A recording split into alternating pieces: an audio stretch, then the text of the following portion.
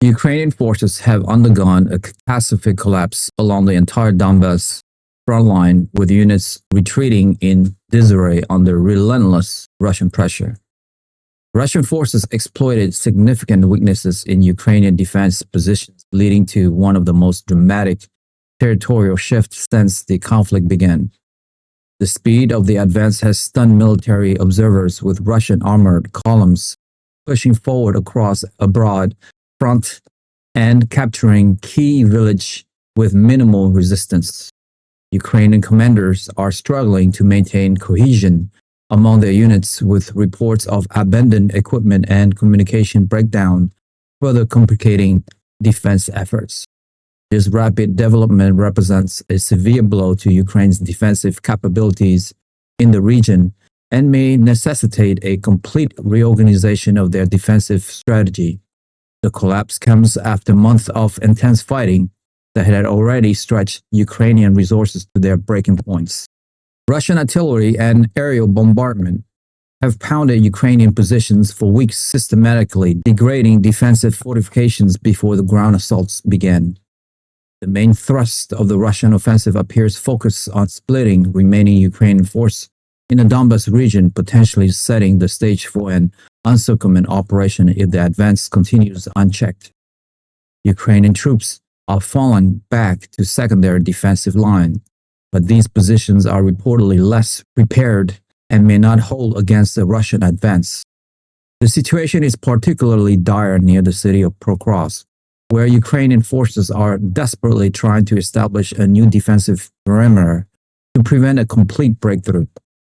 Military analysts suggest that Russian forces have learned from previous failed offensive and are now applying more effective combined armed tactics, coordinating infantry, armor, artillery, and air support with greater precision than seen in earlier phases of the conflict. The humanitarian impact of the collapse is immediate and severe, with civilians caught in the path of the advancing Russian forces.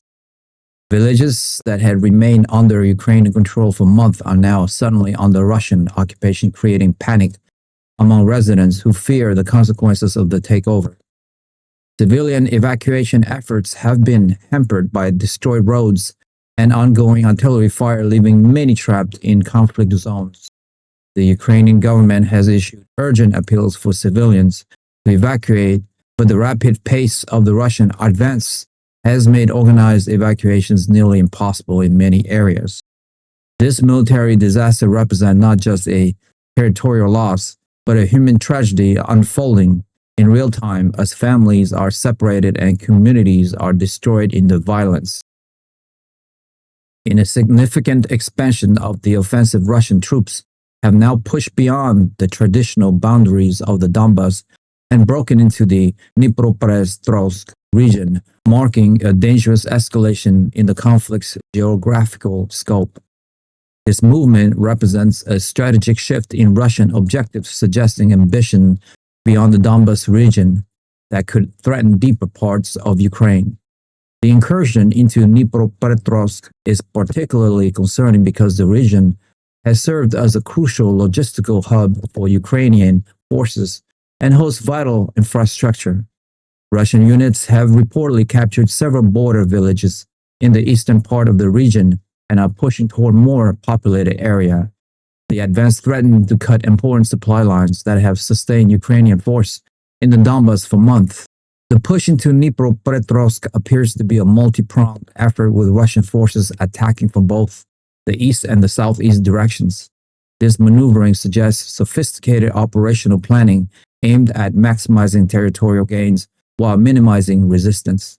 Ukrainian defenders in the region were reportedly caught off guard by the speed and direction of the assault, having expected the main Russian effort to remain focused within the Donetsk region proper.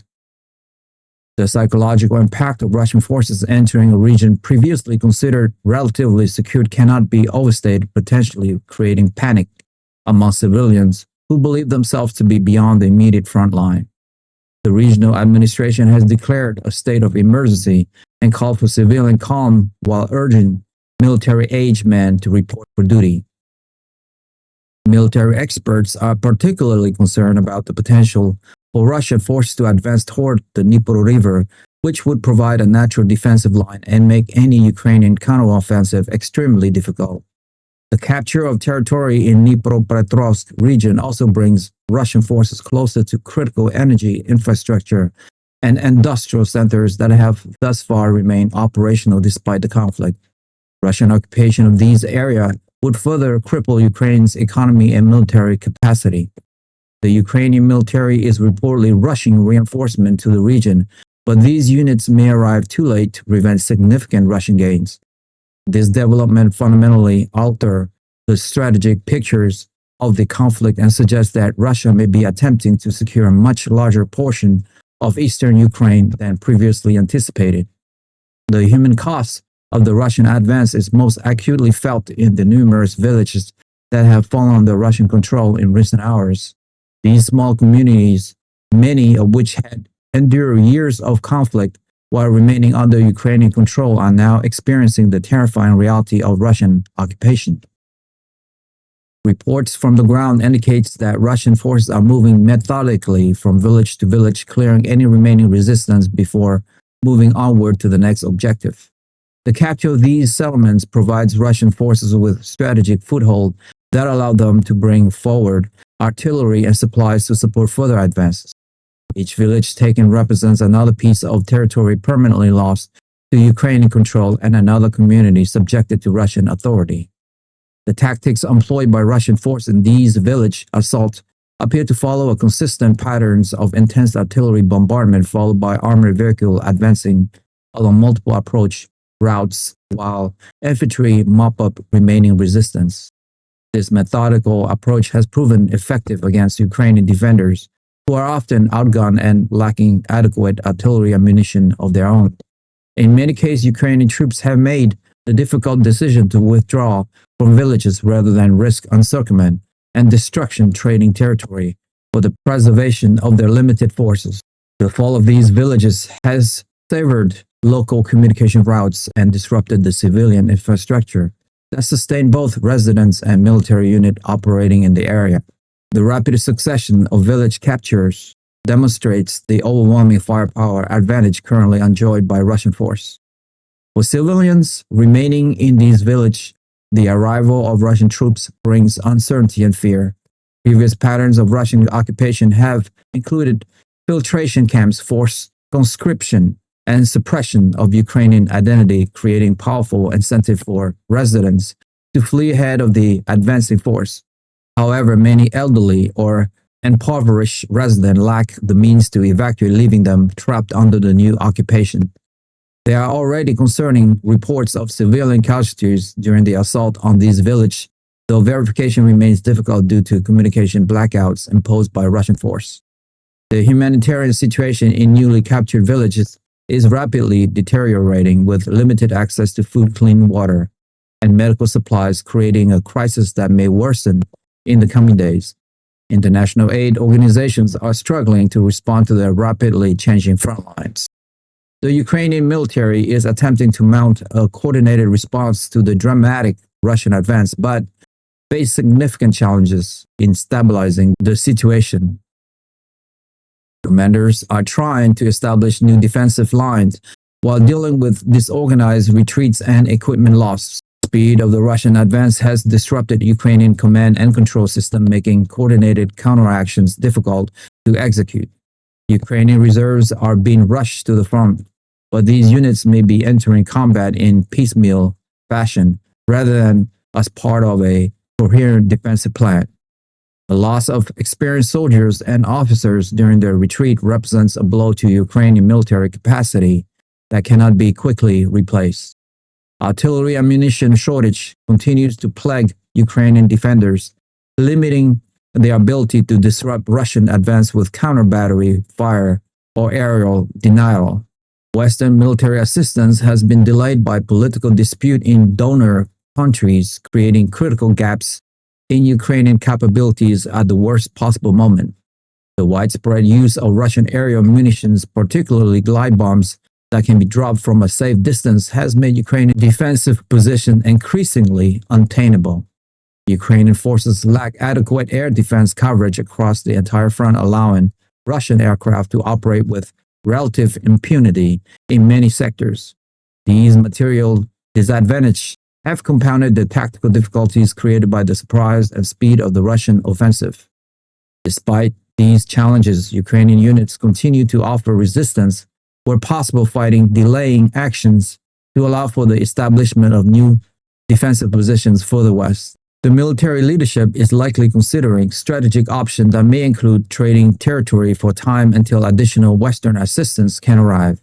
However, the political implications of significant territorial losses may limit military flexibility, creating tension between tactical reality and strategic requirements. The coming days will be critical in determining whether Ukrainian force can halt the Russian advance or whether the collapse will continue, potentially threatening even more strategically important area. The resilience of the Ukrainian military is being tested as never before in this conflict. The international community has responded with alarm to the sudden deterioration of Ukraine's positions on the battlefield. Western leaders are holding emergency meetings to discuss potential response, but options appear limited in the short term. The United States has issued a statement condemning the Russian offensive while urging continued support for Ukraine, but political divisions have hampered the authorization of new military aid packages. European nations are similarly grappling with how to respond effectively to the rapidly changing situation. The collapse of Ukrainian defenses lends urgency to debates about direct military involvement, though most Western countries continue to rule out this possibility. The strategic implications of Russia's successful offensive extend far beyond Ukraine's borders, potentially altering security calculation across Europe. NATO members are particularly concerned about the demonstration of Russian military effectiveness after previous assessment had suggested Russian capabilities were degraded. The offensive success may embolden Russian leadership to pursue more ambitious goals either in Ukraine or elsewhere. Countries bordering Russia are likely to reassess their defensive requirement and may seek increased security guarantees from NATO partners. The shifting momentum on the battlefield could also influence the calculation of other global powers regarding their relationships with both Russia and Ukraine. For Ukraine's government, the military collapse represents not just a territorial disaster, but a political crisis that threatens domestic stability and international standing. The failure to hold defensive positions that had been fortified for months will inevitably lead to difficult questions about military leadership and strategy. President Zelensky faces the challenges of maintaining national morale while overseeing a military reorganization under extreme pressure. The situation may also impact Ukraine's negotiating position in any future peace talks, potentially forcing consideration of concessions that would have been unthinkable just weeks ago. The coming days will test the resilience of both Ukraine's armed force and its political institutions as they confront perhaps the most dangerous moment of the entire conflict. That's all for me for today. If you like the video presentation and you would like to follow for more, hit that subscribe and like button now. And we will continue to build this show for you. Thank you to all of you guys who have subscribed. It means a lot to me. Thank you so much. I will see you soon. Bye for now.